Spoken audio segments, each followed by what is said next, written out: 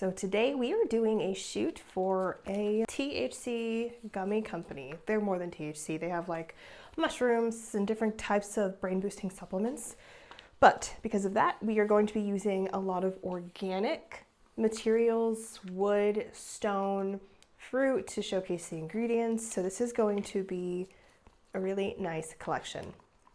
This first shot, I had this image in my head of the fruit being stacked and then the product sandwiched in between. So we're starting with the biggest fruit featured in this product, which is a mango.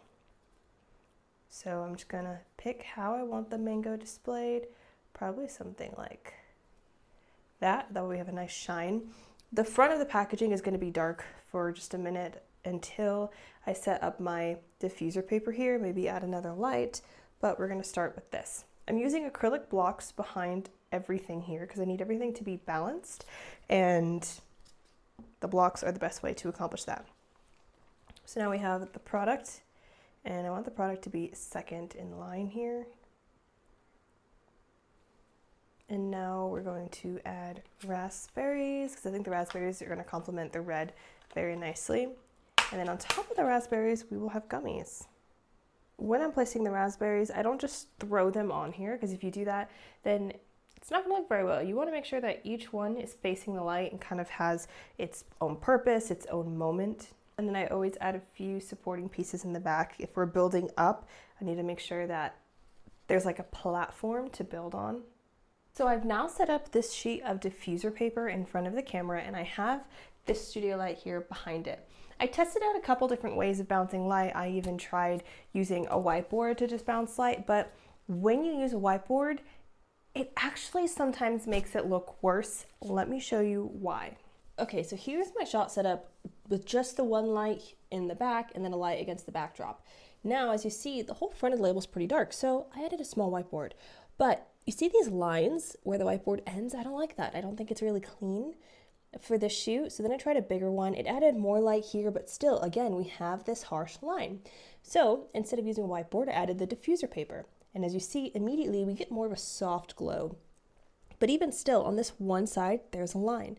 So to get rid of that, I actually just turned my light. I just rotated it more. And now we have this beautiful gradient here. So we went from nothing to a beautiful gradient and some more light bouncing off of that.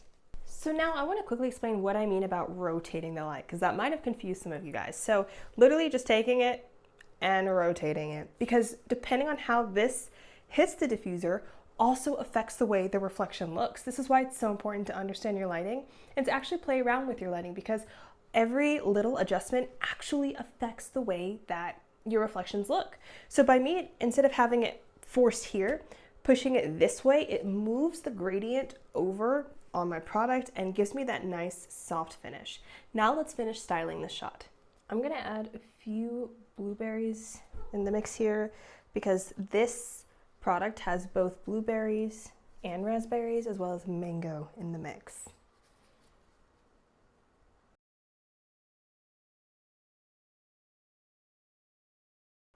All right, so here is the final shot. We only used 2 acrylic blocks, and then I did add another blueberry in the front because the one that's back here, let me get closer to it for you, is actually hidden and it's shadowed. I didn't like that. I wanted these to be all nice and bright. So this one is now hitting the light in the top corner, which gives us a beautiful final image.